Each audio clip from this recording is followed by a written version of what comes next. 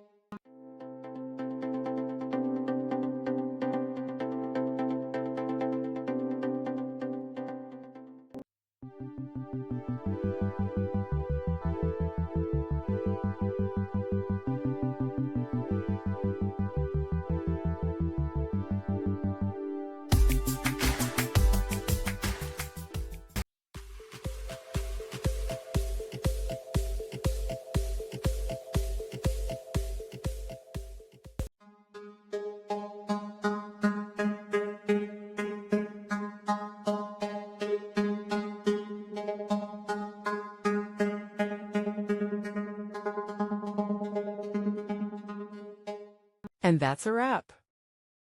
I hope you found the answer you were looking for. If you did, take a second to hit that subscribe button. It really helps out. And let me know in the comments which solution worked best for you. See you next time in the debug zone.